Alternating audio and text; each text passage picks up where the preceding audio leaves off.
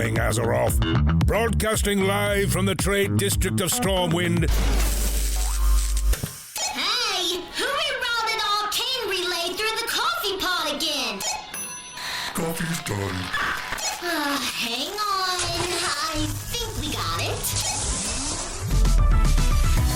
This is Azeroth Morning Radio.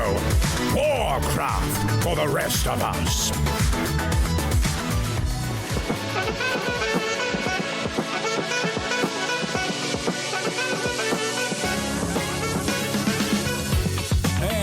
Good Tuesday morning. Welcome, everybody. This is Azeroth Morning Radio. The pleasure is mine. The pleasure is mine. We've heard quite a bit of her. If you've been around any kind of delves this season, anyway, welcome to the show. This is Warcraft for the rest of us, the 9-to-5ers, the parents, the casuals, the grandparents, whoever you are. Welcome here, friend. This is your home for you. We are your hosts. My name is Jibs, and I'm joined by my compatriot of 14 years in podcasting. My gosh, we're old. His name is Cash. Yeah, we may be old on paper, but still run circles around some peeps. Heck yeah, bro. Got that cardio. And I do want to say that voice you heard is single-handedly the reason that I've survived Dells this season. Yes, very much. Thank you very much. Thank you. Thank you. And thank you to her. She's amazing. Dude, I got her to, she's now 35 or 36, and I'm only at like 247. I think 247, 248 on my prop warrior. Holy cow. She came into her own about 30. And I gotta tell you, tier 11 delves, so much fun. So much fun. Yes, they are. That's where I live, and it's super fun for me. I'm almost maxed out on her, and she absolutely spanks. As a matter of fact, I was telling you that I want to, on Discord, I want to stream it for you so you can see just how effective it is to run her as DPS when all I'm doing is standing in the back and launching heals at her. So, yeah, must be nice getting carried, you bum. Friends, again, I know we've talked about it a bunch. If you're a healer and you want to practice your healing, just imagine she's your tank, and you just put your rotation on her on repeat when you're going through delves. And man, I tell you, she just absolutely slaps in there. So that's I'm awesome. Loving it. That's awesome. I love it, man. I tell you, this past week, I have fallen into a rotation of bountiful delves, ritual sites. This week we're back into, Eversong, so that ritual site is back, which is my favorite. I like that one way more. I don't know your thoughts on it. The other one in Zoloman, but I tell you, the one that's in Eversong Forest is easily my favorite, hands down. Admittedly, I haven't done the other one yet. I've only done the one in Eversong, and I think I was telling you this morning on my way home from work, we had a conversation, and I was getting tossed around in there a bit yesterday. Yeah. And I did it again. I was doing the ritual site again on my Guardian spec on my Druid. And I tried all the affixes because I got through it twice last week. And tier 5, all the affixes, dropped them all on there, and something changed this week. I don't know if they beefed it up or if I just suck more this week. It's one of those two, man. I was getting smacked around in there. So I had to dump it down to only 4 affixes, and then I was able to finish one. But man, and my gear score went up. My gear score from last week to this week, I think I'm 270 now. It's gone way up from last week, at least 6-7 eye levels. I wonder if there was a change somewhere that we missed. I don't know. There is a very strong possibility that I was absolutely sucking this week. So I had a full week of just a super hard week at work and long nights, and so maybe I was just not paying as much attention as I was last week. I'm just not on point. So maybe that was it. But yeah, I was getting smacked around a bit. What else happened in WoW for you this week? Buddy, I spent a lot of time in housing. This was get back to housing week for me. And I really wasn't even anticipating doing it, but I went there. I have something to admit, because I know it's kind of a hot button topic right now. I totally bought that treehouse. Yeah, nice. I saw it and I just went, I need that in my life. Why is it a hot button topic? Because it is expensive. just the treehouse, I think, was $40. Okay. But if you buy the pack that has like all the accoutrement, it's like 70 some odd bucks. Ooh. And people are like, why does a pack of housing items cost as much as a full expansion? And when I heard that, I was like, I'm such an idiot for buying that. But it is, and I didn't buy the pack. I just bought the treehouse. But I definitely see the point. I mean, like, I can't refute that. Honestly, I really can't. And look, like, we're positive here, right? But like, I can't refute that as a cosmetic. But hey, you know what? To each their own. I mean, like, hey, we paid $99 for the well, you did. You bought it for me. The Bruto mount. Oh, the Brutosaur. Yeah. I mean, like, so, you know, it's just like to each their own. Yeah. That was a full-blown FOMO thing, I think. The Brutosaur. I can't imagine a life without it now, dude. I use it all the time. I'm with you. It's one of those things in World of Warcraft that, like, I just had to have. Yeah. Anyway, so my week, housing. I started building my my alchemist shop. Ooh. In my house, and I think it's coming along pretty good. And you came and took a look at like you came in there before the store opened, before there was anything on the shelves. We weren't quite ready to open yet, but we're open. I want you to come look at it. It's pretty cool. I pushed a lot of prey this week. I'm almost done with the Prey Seeker achievement. I have one more NPC to hunt. One more enemy to hunt, and I cannot get them to come up. It's driving me nuts. So I'm doing the random thing where you're putting your currency in to do a random hunt, and he's just not coming up. So it's a little bit frustrating that it's behind the RNGesus, but I'll get it. So I'm not like in a giant hurry to make that happen. Finished my hero set this week, which was good. Wow. I had some really good drops. That's amazing. Yeah.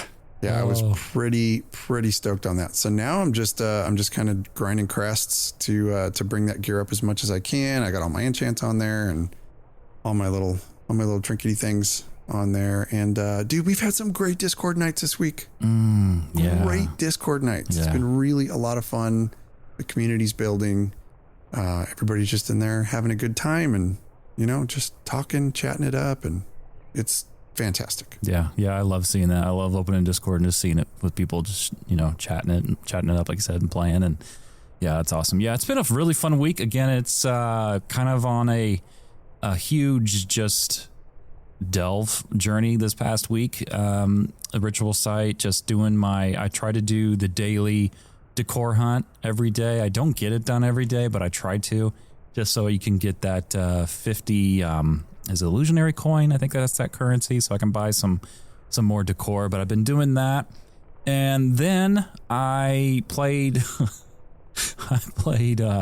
Let's Create the Tinkerer class in ChatGPT for kicks and giggles, and that was its own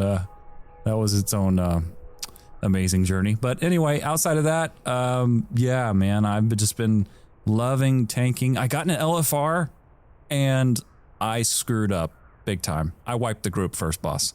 You literally had one job amongst others, but one job. It was my bad. And they're like, Tank, did you know, like, what was going on? Like, I didn't realize I needed to off taunt during this fight to get it off the tank. It was my fault. Here's how bad it was, and it was my fault. I did not watch the mechanics from a tank's perspective. I knew the fight well enough from a DPS standpoint. I thought it'd be fine.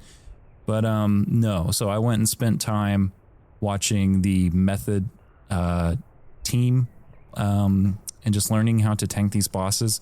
And once they realized it was my first time, because I had watched the mechanics at that point, and they're like, oh, the mood changed completely. And by the end of it, they're rooting me on. We cleared all 3 raid bosses. I love tanking raids. Dude, it is such a blast. And that's refreshing to hear that. Yeah. That everybody just mellowed out and stuff. I would have vote kicked you like pretty quickly. Yeah, that's fair. That's fair. Especially in LFR. You probably would have let it. Come on, dude. You either know what you're doing. There's no room for learning. Oh. At all. Oh. If you're coming to LFR, you better know what's going on. Oh. Otherwise, I'm going to vote kick you. Oh, are you? Okay. No. Sounds cool to say, though. I feel so empowered just saying it. You sound like one of those. Never do it. So, yeah, man, it's been fun just trying new things. And I have also been looking into the challenge of completing in order every quest in World of Warcraft that I possibly can. And so I've been looking into add-ons for that. I almost made one myself for this endeavor. But I really want to have Lore Master. And I thought if I'm going to do it, I might as well go for every quest. So there is a quest, an add-on out there I found called Quest Completionist. And then all the things as well, kind of combined with that. So I'm going to look into that Quest Completionist and maybe look at diving into that. But buddy, it reminds me so much of when I went through my journey for Lore Master back in the day. And you have to remember this because it still rings in my mind and it makes me smile every time. And I'm not making fun of this guy because his video got me the Lore Master title. But there were very few resources back then when I was going for Lore Master. I wish I could pull up this video and find it again. There was a guy he's like a guide and he would guide you in if you get like lost and like, this is what you do. But every time the guy said quests, he said questices. And it was every single time in the video. He said, well, yeah, you have to do this one. And then over here, there's more questices. And when he would say it, I'd be like, it make me like chuckle. But to this day, it's like an endearing historical moment for me. And I think back upon this gentleman's video and the way that he said quests. I love it. It just makes me happy now that I hear about it. Questices. I love it. So good luck on your 5,000 questices. Yeah, thanks. Well, everybody, welcome in. Thank you so much for pushing play, hanging out with us here today. This week on the show, we discuss why players always come back to World of Warcraft. We have some revelations about the next WoW content drop. And then finally, we're going to discuss whether or not World of Warcraft is in trouble after 12.0.5. There's been some fun things that have gone out into the community. And, well, we're going to talk about it right here on AMR. And all that starts right now.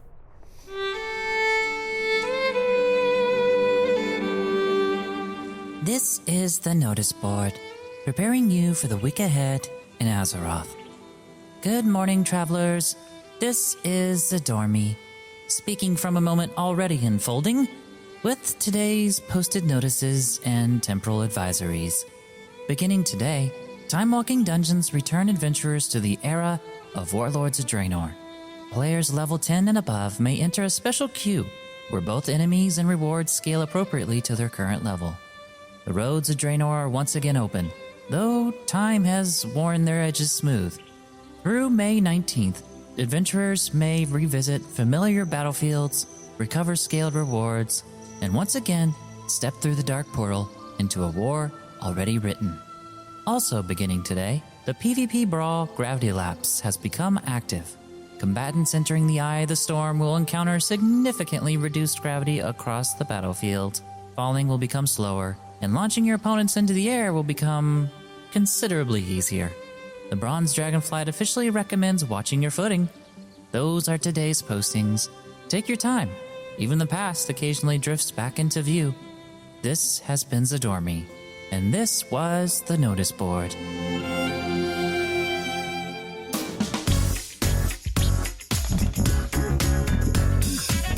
All right. Welcome back, everybody. Thank you so much for hanging out. You know what time it is. Heroes Call. Okay, friends, Heroes Call this week. We actually had a last second edition. We shifted a little bit with our Heroes Call for the week because we got a really neat email from one of our brand new members called Brundlefly. And I wanted to read this to you, and it's going to spark a really neat little conversation here between Jibs and I, where we're going to talk just about why people always come back to World of Warcraft. So first, let's read this this email from Brundlefly. Hey, Jibs and Cash. Greetings from Rhode Island. I found your show about 3 weeks ago on Spotify and have really been enjoying it a lot. It hits in all the places for me. The first episode of the show for me was episode 27, Warcraft Still Feels Like Home. After listening to that episode, I went back to episode 1 and listened to all of them, catching up just before this week's show came out. Once I got caught up, I joined the Patreon and wanted to reach out. Thank you very much for doing that. My background is that I'm a 49-year-old father of 3, been playing WoW off and on since 2005 in vanilla. I've always had to be super casual, especially when my kids were younger, but now that they're all in their 20s with their own lives, I find more time for gaming at night. Work can be stressful. Then there's daily errands, dinner with my awesome wife, and catching up on our day. We definitely have our shows, but have always needed our own space to decompress at night. Hers seems to be streaming international dubbed murder mysteries lately, and mine has always been gaming. I laughed at that. Yeah, that's good. Yeah, murder mysteries, especially international. Oh, yeah. Oh, yeah. Yeah, it's funny. Subtitles. He continues. What I related to your show the most is always coming back to WoW. I have a similar path to you guys, having played many MMOs and games over the years, mainly ESO, Final Fantasy XIV, Destiny on Xbox and PS5, and many others. It actually crystallized perfectly for me recently. I've been playing Final Fantasy XIV and was having an okay time. It was the closest to WoW that a game has been for me, but it just made me miss WoW more at the end of the day. Some months ago, I had this conversation with one of my customers while I was doing repair work at his home. He's a gamer also in his late 30s, and WoW came up. He quit playing WoW full-time about 6 years ago. He has been on the journey also ever since, and we ended up the conversation by saying at the same time, nothing else is WoW. And that cemented it for me. Why am I trying to chase another game to be WoW when I can just accept the fact that it is the game for me? So I'm back in Azeroth with no plans to leave anytime soon, if ever. And he continues with, so we're going to talk about that first part. Here's the second part, which is going to equal an assignment for you and me. And we are going to do this. Because I don't think we've done it. You might have done it, but I have not. So if it's not for you, then it is definitely for me. He continues, if I had a Heroes Call recommendation, it would be The Remarkable Life of Ibelin, the Netflix documentary on the Swedish WoW player. Have you watched it? Oh, I can't watch it, bro. I can't. Have you watched it? No, I can't. I can't do it. Okay, you're doing it. I can't do it. No, I'm not. Look at me. Yeah. Do you hear the words that are coming out of my mouth? Yeah. I don't want to watch it either because I'm a total cry guy. Dude, yeah. Okay, you're watching it. Okay, so there. All right. And you know what? We'll stream it in Discord, and I will make sure that you freaking watch it because we're going to talk about it next week. Okay, so anyway, we're going to watch that. It's our homework assignment. Gosh. But he finishes this off. Brunderflight finishes this off by saying, thank you both for putting into words how it seems a lot of us are feeling. Happy to be a small part of this and look forward to my time in the AMR Guild and, of course, to the next show. Thank you, Brundlefly. Much love. Thank you so much for joining us. I love that. Yes. I believe we just got him in the guild last night. So that's fantastic stuff. I'm looking forward to chatting with him in Discord. So I think here's the meat and potatoes of that one. He summed it up great just by saying nothing else is WoW. That quote right there sums up a lot of the history of MMOs over the past 10 years. Nothing else is WoW. And we've talked about it like crazy. And I know that right now WoW is having a little bit of trouble. Their last patch and, people freaking just dooming everything right now. But honestly, I think that's the anchor of Brundle's email.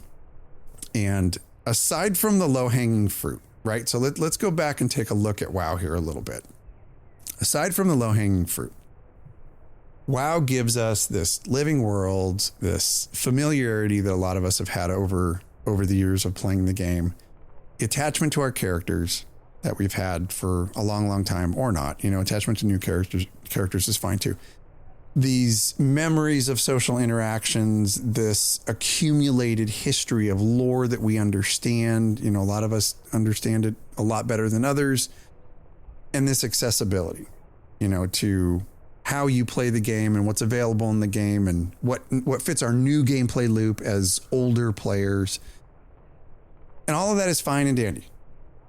But I think that Brundle's email very quietly describes what World of Warcraft really provides for us, especially as, middle-aged to older adults, people who played the game for a long time. Mm-hmm. Decompression. I've talked about that before. If I don't game, I get grumpy. It is 100% my decompression. It's a routine, right? It's comfort.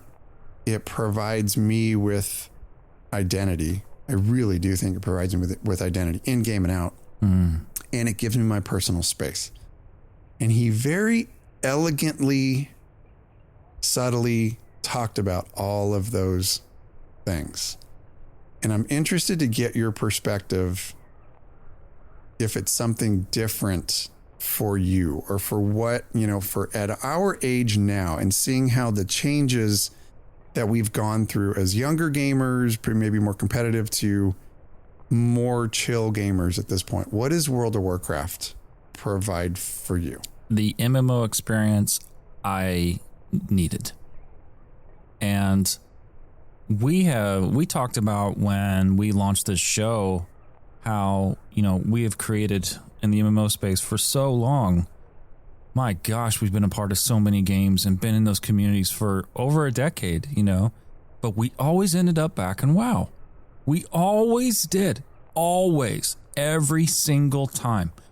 And it wasn't until I was testing Ashes of Creation and we were doing Loreforged and doing the whole show there that I realized World of Warcraft, and it may have also been where I was at in my life now, like really kind of transitioning into that middle-aged adult phase for me, which I'll be honest, I have struggled with. Personally.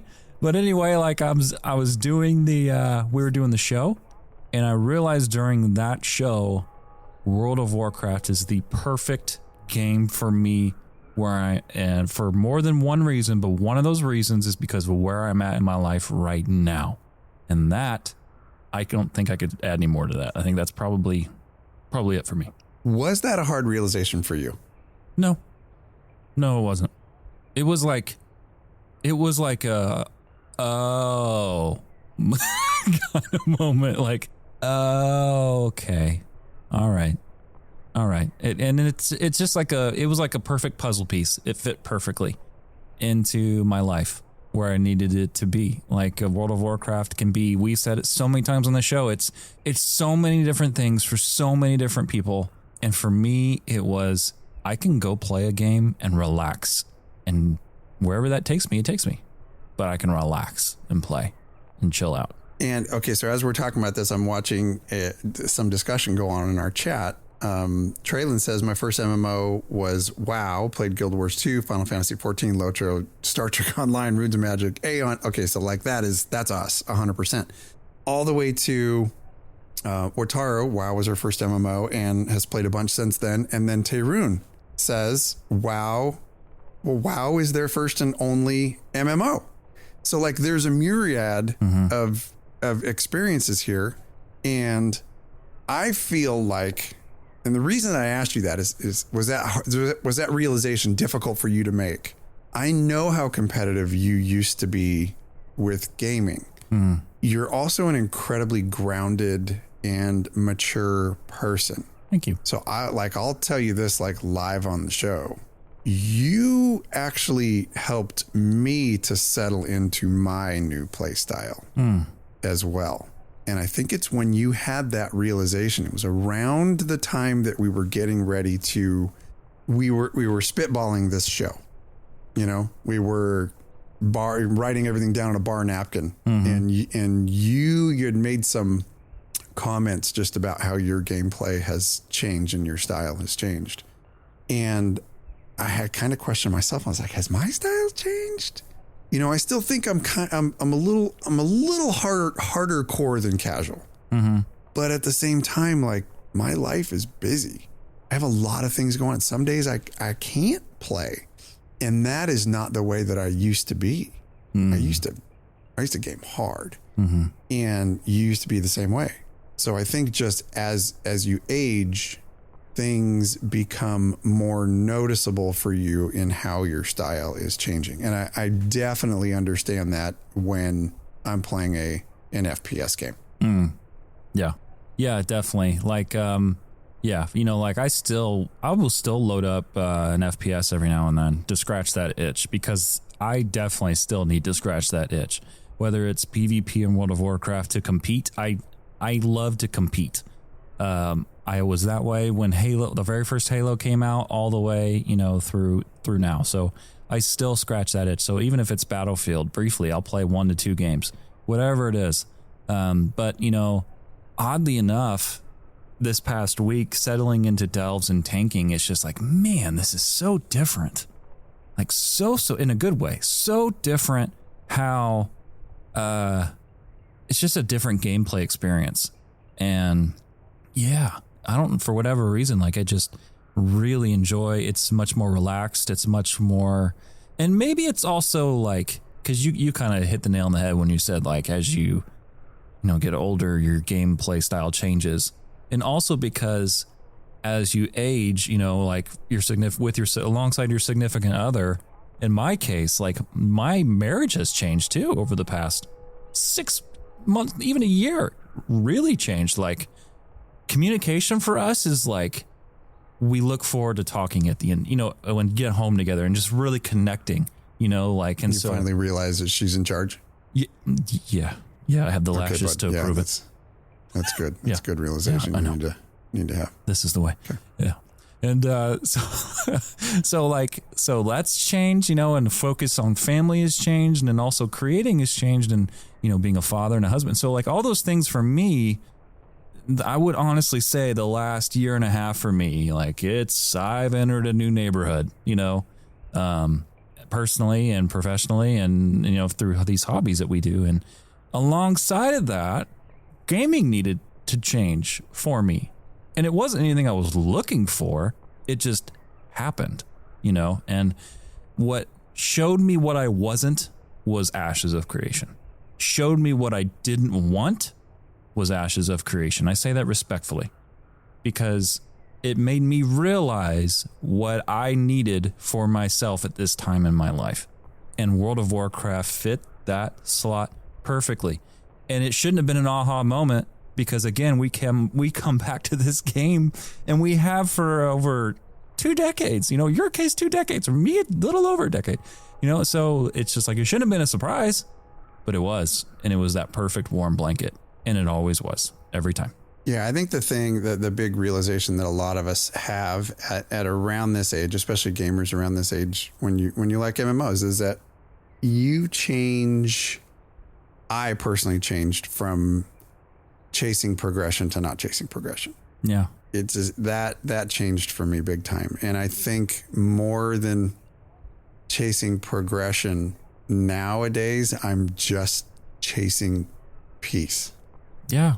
Does that make sense? It's 100%. Yeah. Yep. After a long day, after the responsibilities of work and, being a parent and being a significant other and, just so many things that you have to deal with all day. Mm-hmm. I really do just seek that peace. And I think that's why it's part of the reason why this email, hit me so hard, is just like, we're moms and dads and professionals, and our priorities have just changed. Yeah. And, we talk about that warm blanket, and this game just provides us with that familiarity, and, now is comprised more of just giving us decompression as opposed to competition. Yeah. And that peace. And I love getting an email like this. Just, it refreshes my drive and fuels my passion. I know it does for you too, to just further keep pushing and continuing what we're doing with Azeroth Morning Radio, because I feel like we're hitting the people that we sought out to reach. Yeah. and they're here. So that's super important to me. And this one hit me. So I want to say thank you to Brundlefly for the email, and welcome to the guild. Thank you for, your support and for writing into the show, and hop into Discord and hang out with us, man. Absolutely. Super cool. And we will be watching The Remarkable Life of Ibelin. Oh my gosh, I hate sad stuff. I don't either, dude. There's a series out right now. The Madison. Have you heard of that? No, is it sad? Probably haven't. Okay, so all my buddies at work are watching this series. And my dudes at work they're a good bunch. They're a very strong-minded, they're a bunch of firemen, right? They're a bunch of pipe hitters. Yeah. And they fold over by watching this series. And they're like, it's so good, dude. You got to watch it. It's so good. I'm like, dude, it looks very sad. They're like, oh, it's definitely sad. You're going to cry. I'm like, I don't want to watch it. I don't want to watch it. Yeah. So that's kind of where I'm at with this documentary on this World of Warcraft player, because I know what comes along with it, but I will do this. We've been talking about it enough. I know enough of the facts surrounding it that I know it's going to get me. It's going to suck. Pull them heartstrings. It's going to be amazing, but it's going to suck. It's going to be amazing. Yeah. All right. And that too. All right. It's that time. Breaking news. Brought to all of yous by the Goblin News Network. All right, folks, it's that time for the news. So take a first look at the Midnight Revelations content update. This coming to us from World. I think I can say it. World of Warcraft's official website. Use your words. We'll be okay. Just use your words. I'm hunting Wabbit. Okay. Anyway, the upcoming content update pushes the Void storyline forward, sending players through an unstable portal in Voidstorm to 2 new worlds. That's interesting. Maybe a note of discussion. I'm going to butcher this. I'm sorry. Nigtal, a fungal arcane heavy world overtaken by the ethereal Hal Hadar, and Val, an icy legion touched world ruled by Imperator Pertinax. These zones feature rotating access, world quests, rares, events, and eventual world boss showdowns as players hunt down the leaders behind Void assaults. A major progression system arrives with Omnium Folio. You can tell I don't pre-practice this. I'm sorry. You're doing good, bud. Oh, thank you very much. You're really, really nailing it. Oh, appreciate you. Tied to the reawakening of the Sunstrider Omnium, players will collect and customize runes of power, creating a more flexible build style progression tied to weekly play. On the PvE side, a new single boss raid, Sporefall, pits players against Rotmire and introduces flexible Mythic raid sizes. So you can have 15 to 25 players. A notable shift from the traditional fixed 20-player Mythic format. Now, here's some additional content that's coming. Lore walking focused on Troll Loa stories. A new narrative chapter featuring Zul'jin. That's pretty cool. See him again. Yeah, buddy. A world event helping hatch Janalai.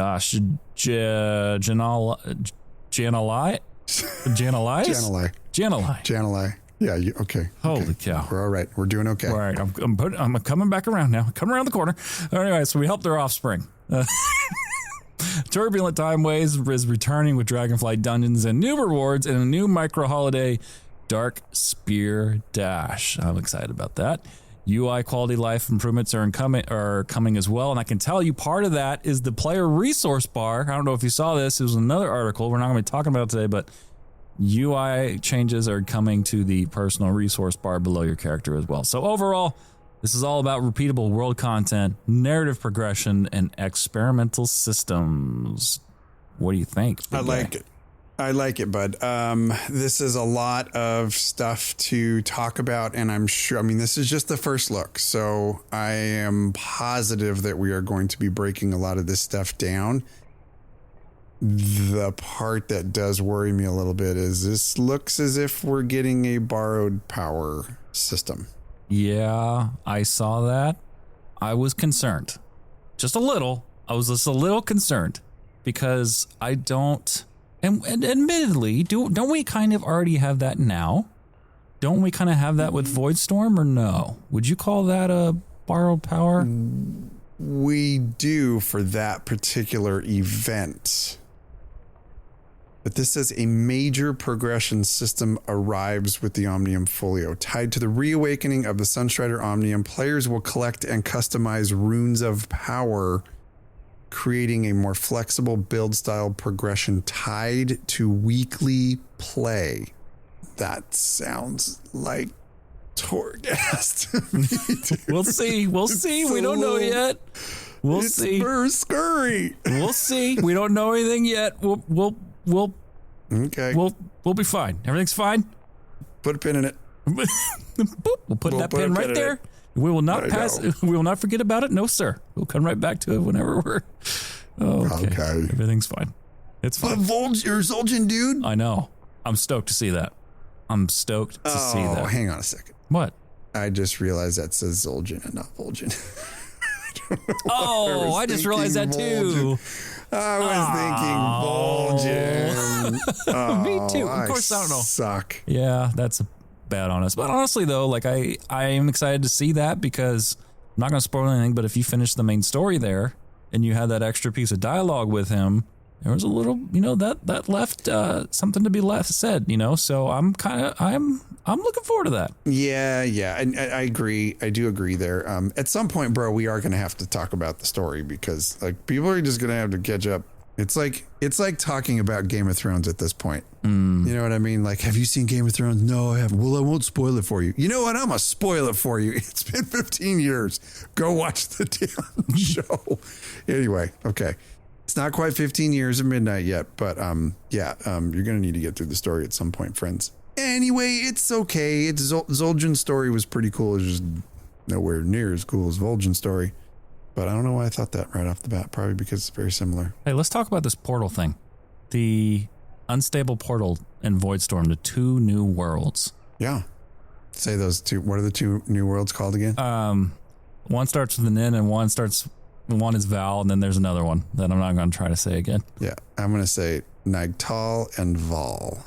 So, yeah, cool. Okay, so the first one, let's break it down some. Break it down. A fungal, arcane, heavy world overtaken by the ethereal Halhadar. Yet more ethereals. But there's a fungus there. Yeah. So that could be kind of fun. Yeah. I'm sure they're both going to be great. And then Val is an icy, legion-touched world ruled by Imperator Pertinax. I'm stoked about that one. Yeah, that was a little play on words there. A little throw in. Legion touched. Yeah. I do think the Legion are coming back. I will say that. I think they're coming back based off what we saw in Blood Ties. That's 100% why you think it's coming back. You're right. I mean, it was very heavily hinted at. It wasn't even hinted at. Like, it was slapped in your face. Dude, yeah. It was there was not a whisper. It was a wiffle bat of Legion in your face. From the very beginning. Like, you start, that book spoiler, that book starts in Suramar. Go read the damn book. We can't say it anymore. Go read the book. It's a good book. It starts in Suramar. It's like, okay. So, yeah, it's very, very Legion touched. But this whole portal thing, though, like for me, and I don't want to jump too much into it because we're going to be talking about in discussion later regarding comments on the WoW 2.0. But, it makes me wonder what's happened in the last Titan, where this is going to go from a standpoint of, or what's going to happen to Azeroth. The more we get into this expansion, the more in the back of my mind, I have this gnawing feeling of concern, like, what's happening to Azeroth? Is it over for Azeroth? Is it a reset? Anyway, so that's where my head goes. Talk about that more in a little bit. But maybe the world soul wakes up. Or maybe if you've been listening to our lore lessons, folks, the Titans sense corruption and use it's the machine that they have to reset existence. Remember that? That's a thing. Yeah, we just covered that. But dude, hell no. I have way too many mounts, way too many toys. They can't wipe the whole thing. Can I keep Jaina? Dude, I don't know. Wait, scratch that. Jaina's mom. There you go, dipping the toe over the line again. Oh gosh! All right, folks. Anyway, check this Hang out. on. No, okay. No, we're gonna back up here just a little bit. Yeah. How old do you think Jaina is in real life? She's dateable. That's all that matters. I'm kind of looking past her at this point. In real life, I said. Real life, 45, 44, maybe 43. How old do you think that makes Jaina's mom? 29 and holding. Okay. The math doesn't quite add up, but that's all right, bud. Just gonna leave that right where it's at in your fantasy brain. Oh man, chat. I cannot repeat that on the show. That's hilarious. All right. So anyway, folks, take a first look at the Midnight Revelations content update. Woo, this is coming to you from, again, World of Warcraft's official site. Next up, we have Heroic World Tier difficulty will return. Dun, dun, dun. In patch 12.0.7, this coming to us from wowhead.com.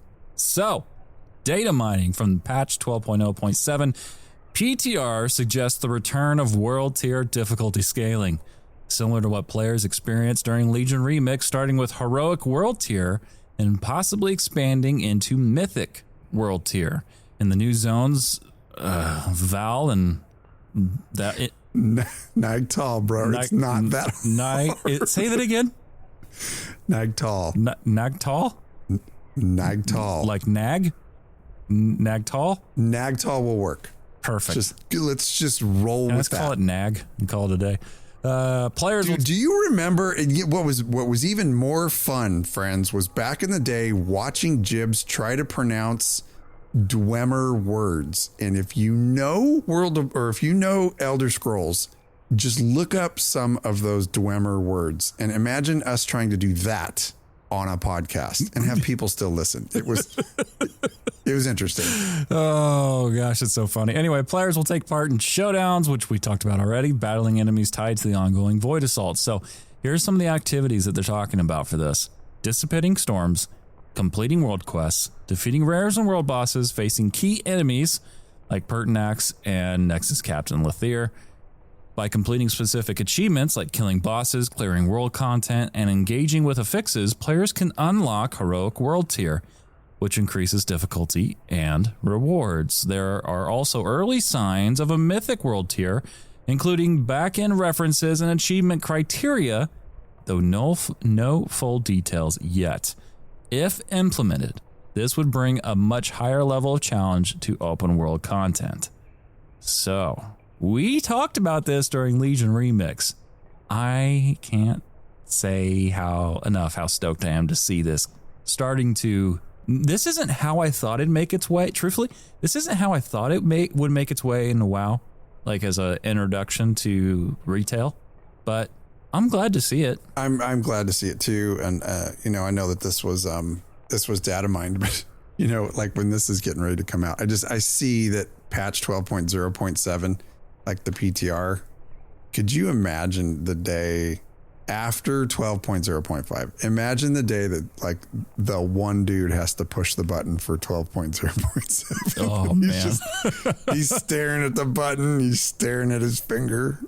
He's like, he's sweating. He's sweating like the dude in that airplane movie. Sweat is pouring out of him.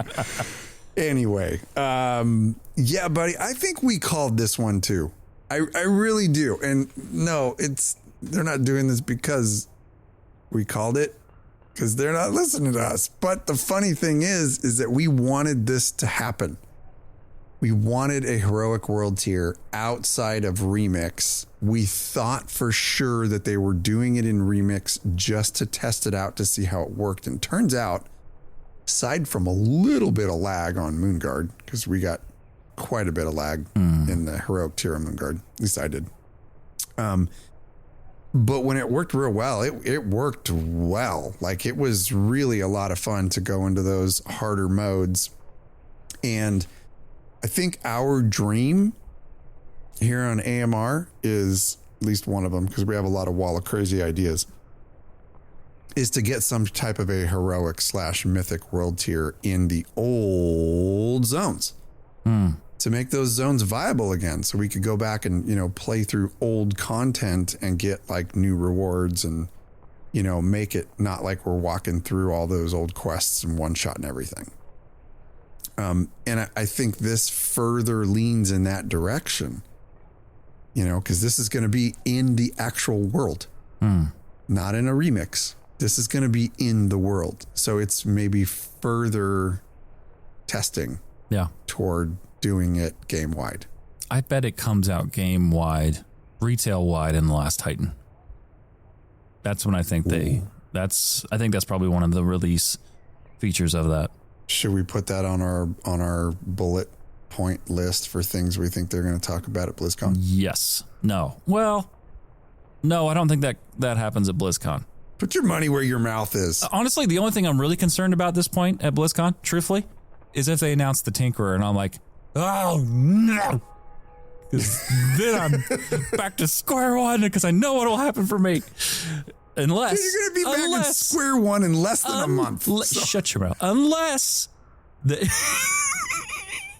Unless they release it with 4 specs, one being a tank, a healer, a ranged DPS, and a support, and they make 6-man groups. That's my wall of crazy. You want to know my wall of crazy? Is 6-man groups, support, they add to the Trinity, they then add the support role, and they start adding more specs, and Tinkerer is the leader of that with all the specs. That's my wall of crazy for Last Titan. Okay. We really should have a Wall of Crazy episode. Yeah, that'd be great. I think that'd be hilarious. And could you imagine that's the one that Blizzard devs tune into? You get a load of these idiots. That's all this stuff they want. Oh, man. These guys are smoking crack. Gosh. Anyway, your thoughts on Heroic World Tier? I'm in, buddy. I'm 100% in. I really, again, I just hope that they're using this for a training ground to see if it will work in the real world and then just systematically start firing Heroic and Mythic World tiers out to the rest of the world. It'll be a bit like housing. How when housing took place, you saw tons of people in all the old zones and, you know, it populated the world again. And I think this is what will happen. And, you know, you talk about World of Warcraft 2, we're getting ready to talk about it in our little segment navigator and randomizer kiosk segment. But, I just think that it will further bring life to the game in the outer rim, if that makes sense. The outer rim. The outer rim. Okay, so Star Wars reference. All right, perfect. Let's boot up Snark.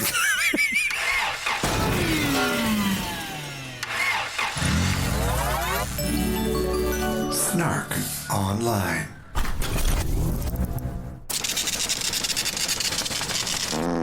You're forever going to lean in one direction at the end of that bumper.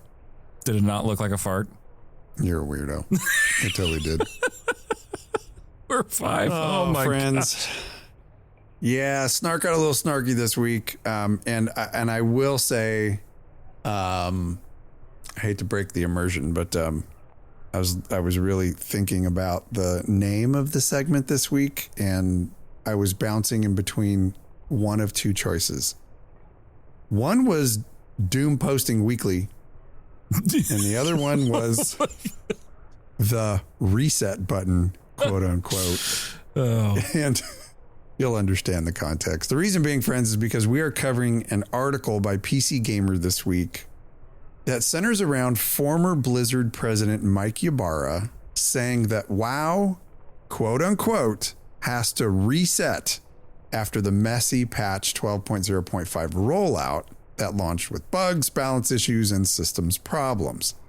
Now, the author, Harvey Randall, the author of the article, doesn't think that we should all panic just yet. And as a matter of fact, he pushed back pretty hard on the Doom narrative. And he argues that, yes, WoW is stressed, but it is not dying. Just seems to be like the recurring theme. So that's why Doom posting weekly or the reset button was very relevant to this snark segment this week. Yeah. Anyway, the article is an interesting one, and I don't know. I mean, it's a pretty long article, but you kind of go through it and you don't know, like, is there vitriol there in this? Because when you have the former president saying that the game needs like a full reset, what does that even mean? Can you as a gamer, Jibs, how would you define a reset for World of Warcraft? Gosh, dude, like, first off, I'll say this.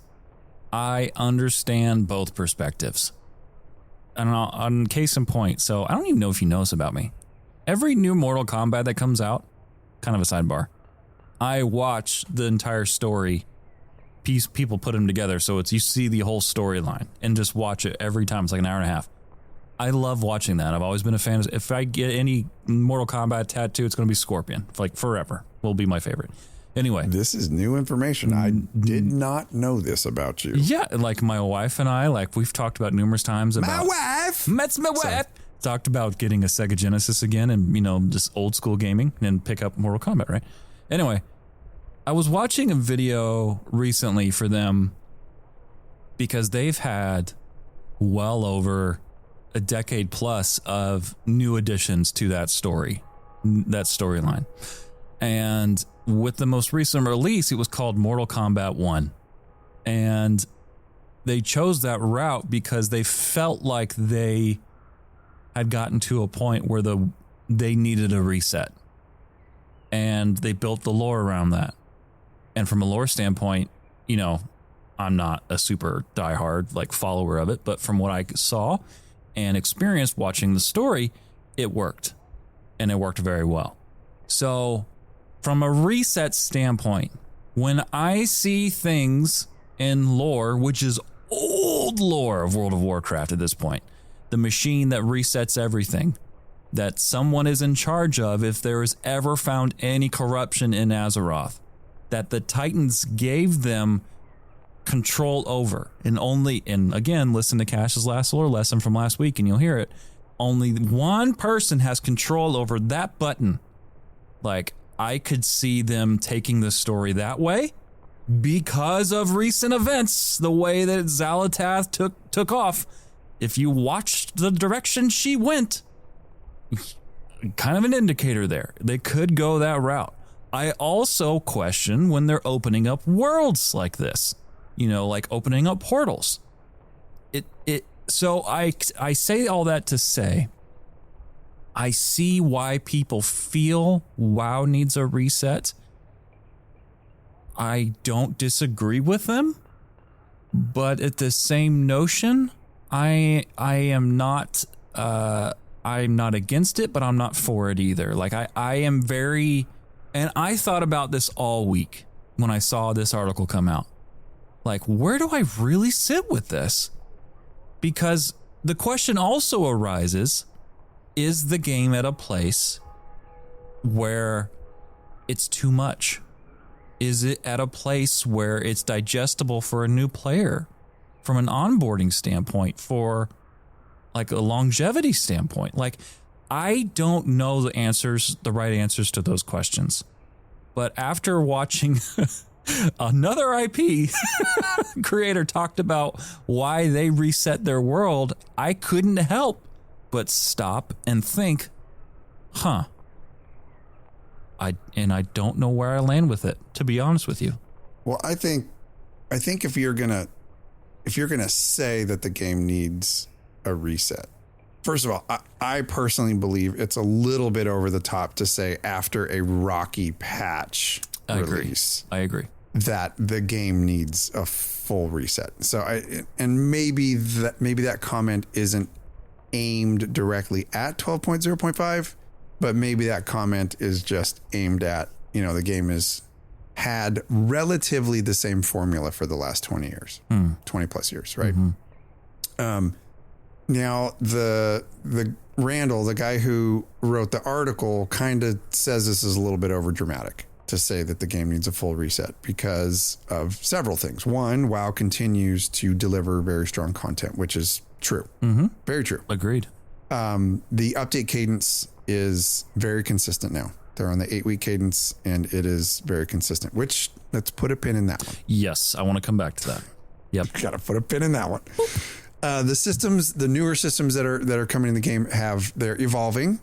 They're, not quite up to like modern MMO standards, but they are evolving. They are actively working on the systems, and they've been relatively successful. And the expansion pacing with the World Soul Saga was something new that they're trying, but it is working. I mean, they're sticking to their roadmaps. So I also understand Randall's thinking here that, okay, maybe pump the brakes a little bit on WoW needing a full reset. I still think reset needs to be defined. What the hell does that even mean? Like, are we talking World of Warcraft 2? Like completely back to the drawing board, starting everything over? Are we talking a slower release cadence? Pull the pin out of that one and talk about that for a second. Yeah. Was 8 weeks too ambitious? No, not at the time. Because look when they started it. They started that before Microsoft laid off the percentage of people that were laid off at Blizzard. Okay. I like that this is going back to Microsoft and away from Blizzard. So that's good. So that was established before the layoffs happened. And I forgive my ignorance. I know the social media team, word on the street was outsourced after that. So I think they got axed. Now, who else did? I do not know. But the 8 weeks was established before Microsoft did the layoffs. Post layoffs, is it a fair question to ask, is 8 weeks still viable for them? I don't know what that looks like internally. We're not even a fly on that wall. We're like, no, I'm in Indiana, bro. Like, we're not even a fly on the poop in the grass outside. That's right. So, let's put it that way. Like for me, like I don't know, but would it be better for them if they maybe brought it out to 12 weeks instead of 8 weeks or 10 weeks? Like, I don't know that answer, but when you have people laid off, and this is not me bashing, please don't take it like that. But when the way that the most recent patch came out, you can't help but look at that, like you can't help but ask that question. Do we need to maybe increase the release cadences?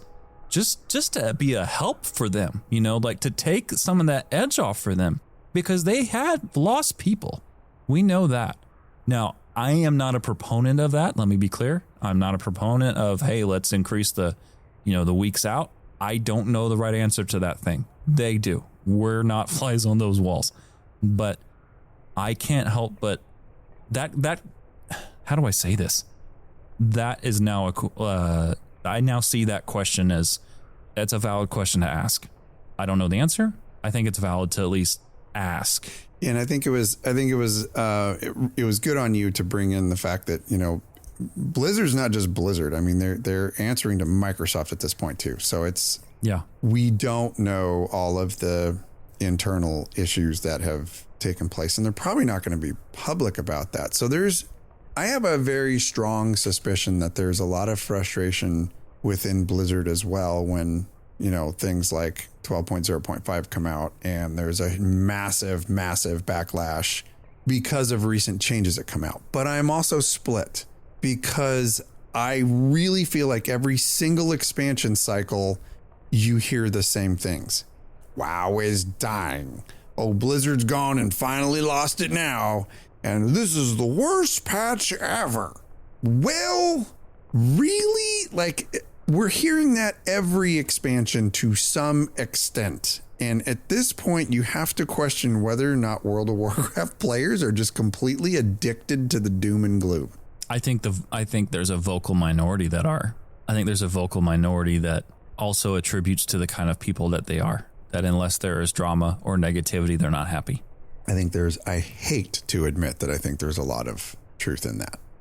I really do. And the reality is, my friends, is that we kind of jested about it last week, and we're jesting about it this week, that 12.0.5, although it had its issues, is not the worst moment for World of Warcraft. I mean, they've had some really big issues in the past.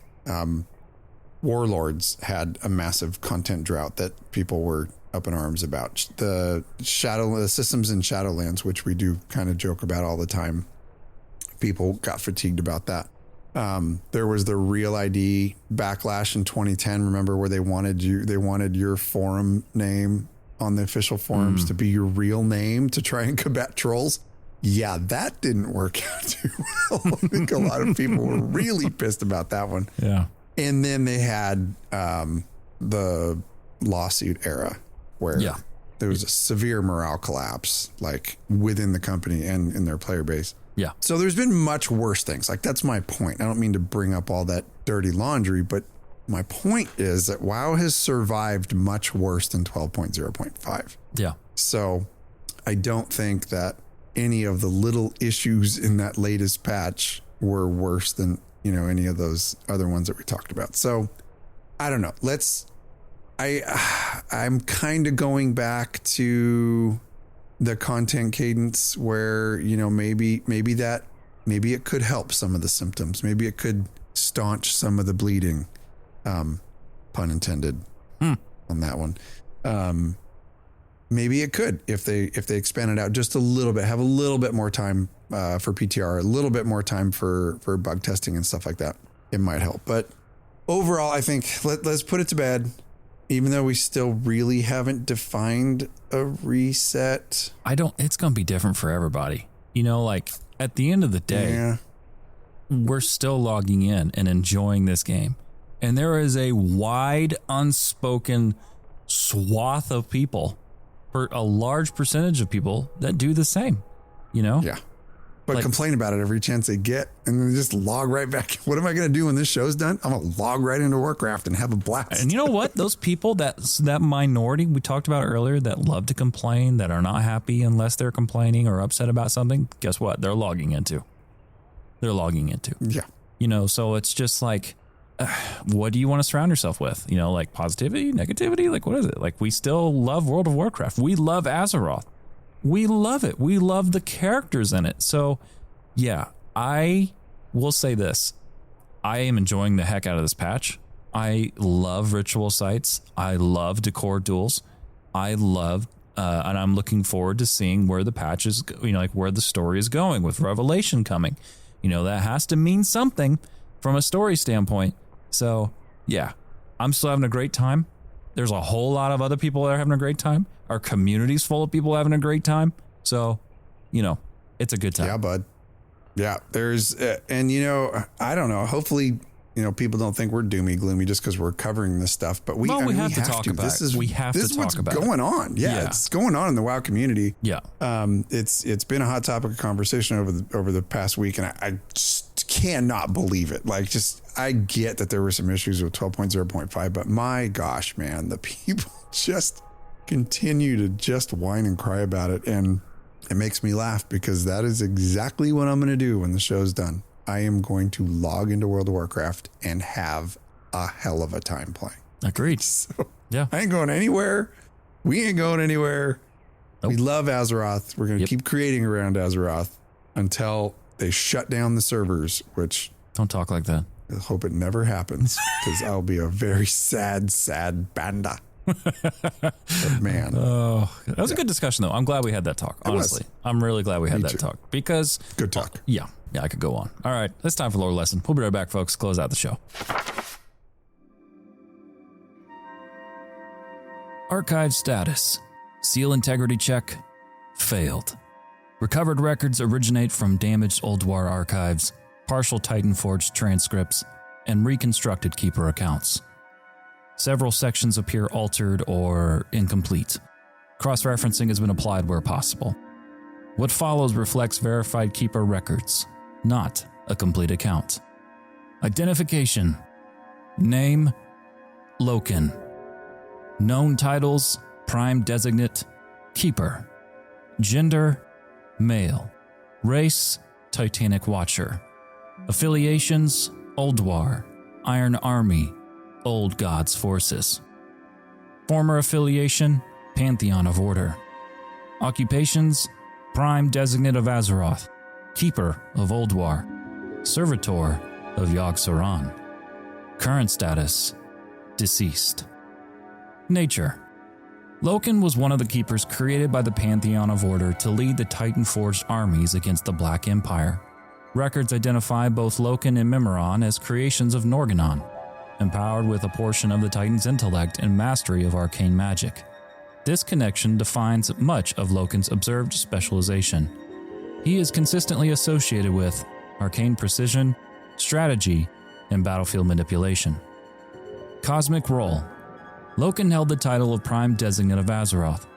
This position placed him among the highest-ranking Titan forged on Azeroth. His responsibilities included strategic coordination, Titan prison maintenance, battlefield command, and enforcement of Pantheon systems. Unlike keepers associated primarily with strength or construction, Loken is repeatedly tied to calculated execution through arcane means.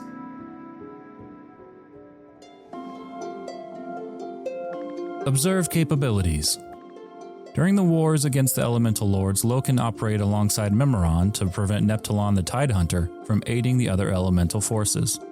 Surviving records state that Loken used arcane magic to freeze water elementals, restrict enemy movement, and destroy opposing forces. These accounts remain among the clearest surviving examples of his combat specialization. Role in Old God containment. After the imprisonment of the Old Gods, Loken enchanted prison structures created by Arcadus and Mimiron. These enchantments were intended to suppress and neutralize Old God corruption. In the final battle against Yogg-Saron, Titan-forged forces were nearly overwhelmed by Cathraxi. At Odin's command, Loken cast a massive illusion spell that disoriented enemy forces and created the opening needed for victory. Relationships: Odin, the father; Thorim, his brother; Sif, sister-in-law and lover. Status: all surviving records agree Loken is deceased. Closing note: across the surviving archives, Loken is remembered less for physical might than for influence. A strategist, a wielder of arcane precision, a keeper entrusted with systems few others could maintain. Again and again, the records place him at the center of Titan operations on Azeroth, not at the front of the charge, but behind the mechanisms that made victory possible.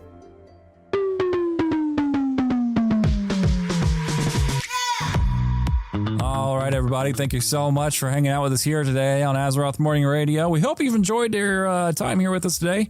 And if you have, let us know how we're doing. So whether you're listening on your podcast app of choice, if you could leave us a review for take a couple seconds, leave us a review. It helps us out. Or comment and like the episode on YouTube. It does help us tremendously.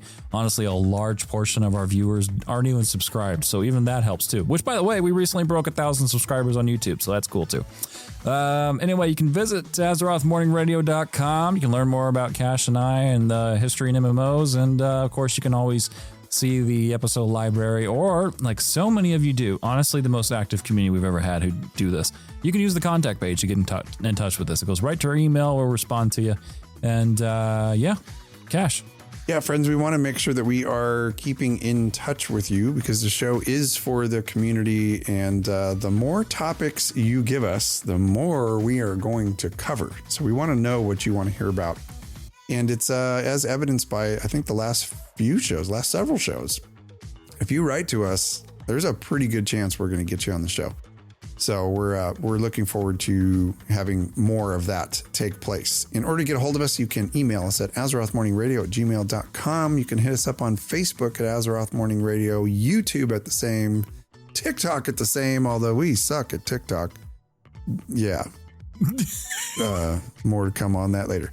And then hit us up at Patreon, on our Patreon at AzerothMorningRadio.com. You can have links to all of that stuff. And if you have a cool topic for Heroes Call, shoot it on over and we'll get it on there for you. That's right. Oh, folks, we noticed our podcast feed released late last week. That was an issue on our provider's fault. So we hope this one releases at normal time for y'all. And otherwise, we'll be making some changes. So we want to make sure you guys get your content at 6 a.m. Eastern every Tuesday morning. So anyway, you guys have a great week in gaming. We love you. Stay awesome. See you next week right here on AMR. One foot in front of the other, friends. See you next week. Job's done.